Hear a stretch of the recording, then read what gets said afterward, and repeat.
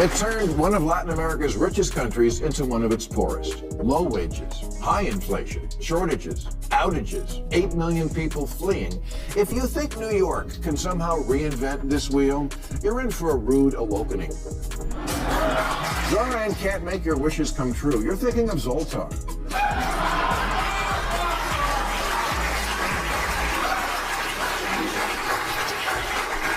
Democratic socialism is like a dating profile. Things look great until you meet up in the real world. For example, Bernie Sanders, his big thing was always bringing single-payer health care to our country of 340 million.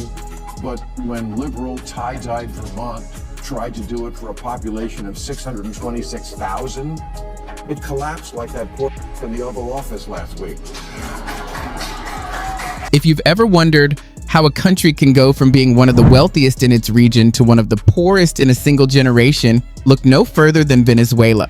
Figuratively speaking, of course, 8 million people are struggling to survive amid rolling blackouts, soaring inflation, tiny wages, and empty store shelves. Here's the wild part. Some still believe that New York could suddenly change the outcome by trying the same tactics.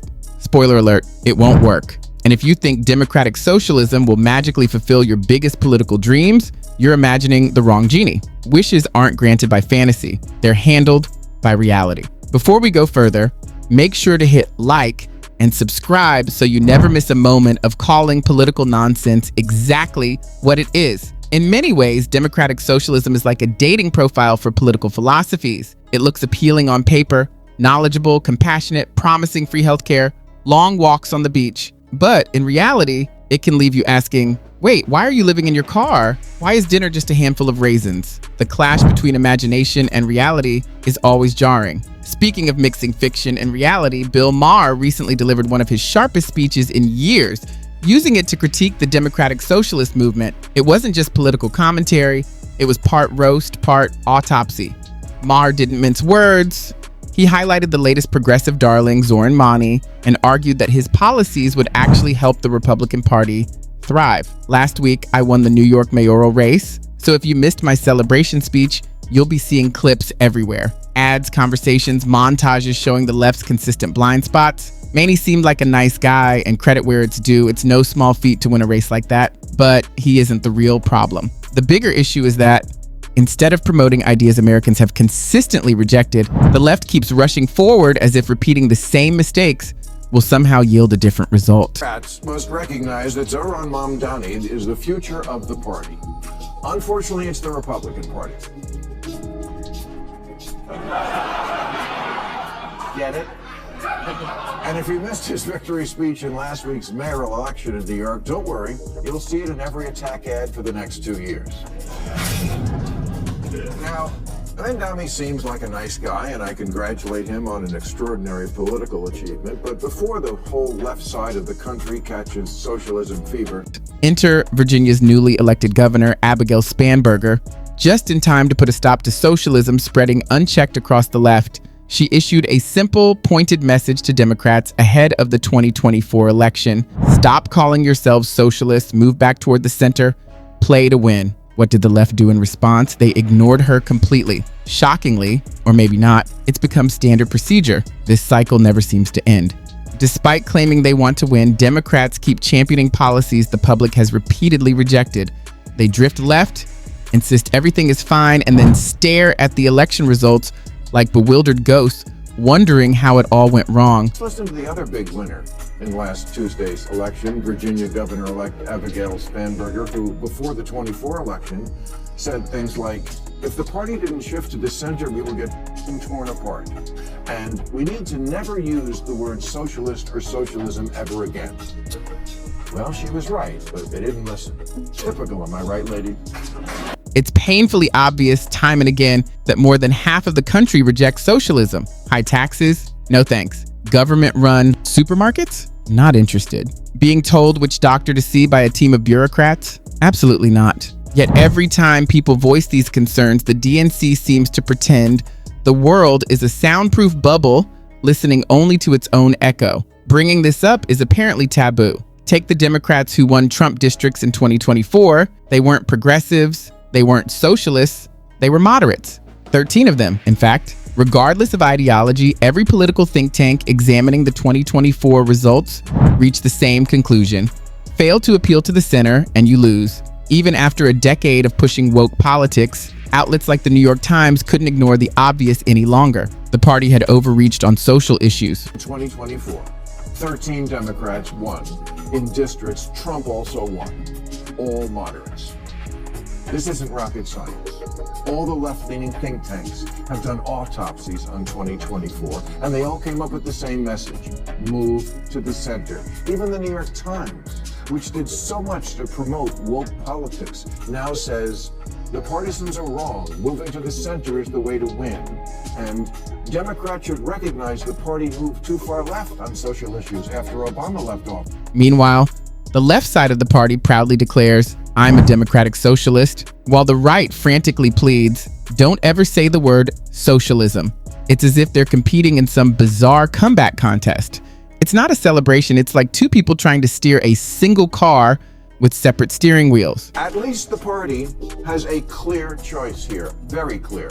One wing is saying, don't ever use the word socialist again, and one is saying, I am a Democratic Socialist. Clear, huh? So how do we decide who's right? Well, it turns out we don't really have to flip a coin. We have the evidence. Here's where it gets really interesting. Ma didn't stop at political strategy. He went straight for the heart of socialism's failure. Not in theory, not in fancy talk, but in the messy reality of the world. Take Generation Z. They describe socialism as new, exciting, alluring, and misunderstood. Meanwhile, capitalism, the old dusty system sitting alone at the lunch table, gets the side eye. Can you really blame them? Capitalism can feel like a failure when, at 30, you're still sharing a bathroom with 4 roommates who never clear the drain, or scraping together leftover chicken like you're living in a hostel, barely scraping by, 1 car repair away from bankruptcy. Gen Z thinks socialism's wired and capitalism's tired and billionaires are what's for dinner. And who can blame them? If you're 30 and still sharing a bathroom with roommates, capitalism isn't working for you. People will reject any economic system where there's strange air on the stove.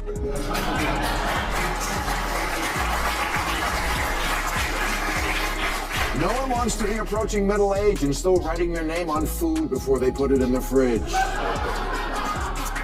So they're quiet quitting capitalism and texting socialism that they're down to. Thing is, socialism will, because socialism, to put it simply, just doesn't work and has never worked, like Kevin Federline. Federline, Kevin. So what happens next? Young voters swipe right on socialism, believing it promises a world of universal compassion, rent relief, and endless perks. The problem is that socialism excels at making promises, but struggles to deliver. It's like the person who insists they're starting a business and just needs your money to get it off the ground. Socialism rarely lasts because human nature always finds a way in. People need incentives, people take shortcuts, systems get exploited, corruption, laziness, and stagnation naturally emerge under such frameworks. This isn't pessimism, it's history. Look at the examples. From space, South Korea lights up on New Year's Eve like Times Square. North Korea, an entire country seems to have forgotten about electricity. Venezuela, once wealthier than Poland, chose socialism and systematically dismantled its institutions. Meanwhile, Poland embraced capitalism and prospered.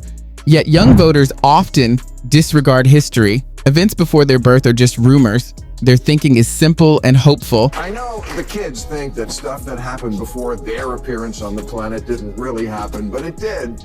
We've run this experiment many times, and the results are always obvious. Here's capitalist South Korea at night from space. Here's socialist North Korea. Yeah. In 1990, Venezuela was wealthier than Poland. But then Poland, finally free of Soviet-style economics, went all in on capitalism. And now their economy is as big as Japan. And people there have high wages, low inflation, cars, vacations, homes. Meanwhile, Venezuela traded capitalism for Hugo Chavez's socialism for the 21st century, which turned out to be like socialism in the last century, or any century. We'll get it right this time. It's the same kind of optimism that makes someone who has never known real love believe they can make a toxic relationship work. It's misguided, but endearingly hopeful. These young idealists are about to learn the hard way that promises of freebies always come with a cost. According to early remarks from Mum Danny, that cost will be massive. He's even called for New York to forgo federal assistance. How? By raising taxes. As if the state wasn't already struggling, as if U-Haul rewards weren't already a thing for frequent movers. Once the tax increases hit, even the most enthusiastic supporters will face the realities of socialism firsthand. Turned one of Latin America's richest countries into one of its poorest. Low wages, high inflation, shortages, outages, 8 million people fleeing. If you think New York can somehow reinvent this wheel, you're in for a rude awakening. But none of this is new. Bernie Sanders has been advocating for single-payer healthcare for years. It sounds amazing on paper, but Vermont's small-scale experiment with tie-dye maple syrup flair, no less, failed spectacularly for a population smaller than some suburbs. If a state of 600,000 couldn't make it work, how could it suddenly succeed for 340 million people? Bottom line, Zoran can't deliver on those dreams. Rant can't make your wishes come true. You're thinking of Zoltar.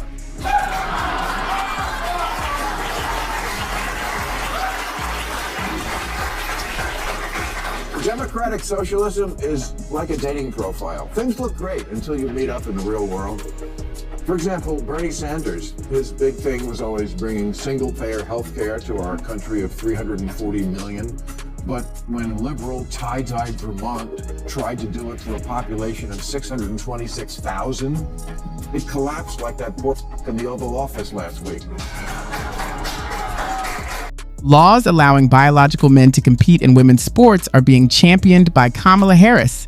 Bernie Sanders is pushing for sweeping economic reforms and government control over healthcare. Mandani advocates for free public transit in grocery stores. These aren't simply Democratic ideas, they're Democratic Socialist ideas. And that distinction matters.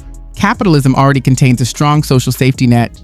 Medicare, Medicaid, food assistance, unemployment benefits, mortgage support, industry bailouts, Pentagon initiatives. Democratic Socialists, by contrast, don't want to just enhance capitalism, they want to replace it. And history shows that every time a society has tried this, the results have been catastrophic. Bernie, AOC, Mandani are not Democrats. They'll be the first to tell you that. They're Democratic Socialists, and that's a very different thing, and I don't think people know that yet. I don't think people realize we already have a lot of socialism.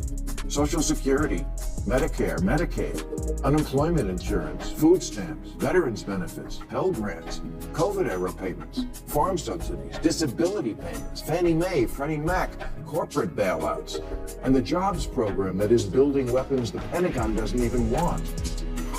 All that is socialism, much of it appropriate to soften the edges of capitalism, but the DSA are radicals about this concept, and radical economic policy is always ineluctably married to radical social policy. Then there's the absurdity that surfaces just when you think it can't get any more unrealistic. At the 1925 Democratic Socialists of America convention, attendees had to show a negative COVID test to enter even after the main events ended. This isn't just overcautious, it's what Maher calls cosplay authoritarianism. The left has also misread Americans' priorities. Citizens aren't clamoring for open borders, defunded police, or government-run supermarkets. No one wants to pick up groceries at the DMV. Extremism isn't what people are asking for, they just want things to return to normal. Yet the Democratic Party continues to interpret the political landscape through a distorted lens, ignoring what the public actually wants. As a border guard, Kamala Harris was a complete failure. Overloaded systems, no accountability, and endless blame without solutions. Defund the police or military in the streets. Either MAGA's crypto crony capitalism or city-run grocery stores. No, I don't want that. I want a Democrat who reassures me if you like your Whole Foods, you can keep your Whole Foods.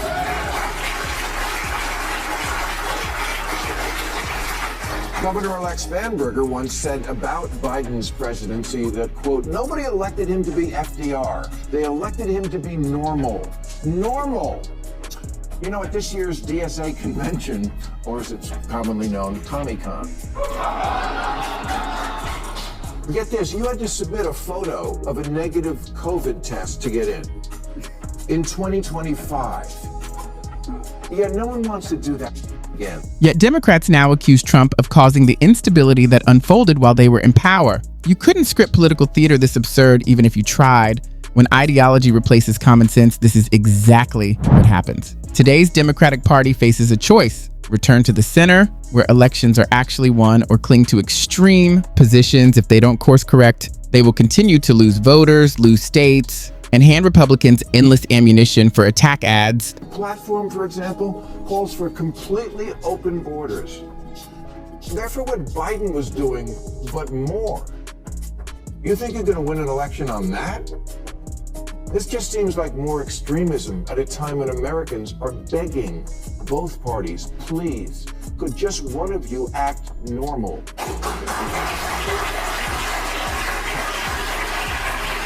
History makes the stakes clear. Socialism, despite its appeal, is notoriously difficult to administer. Idealistic, young, and disillusioned people are drawn to it, only to be disappointed by reality.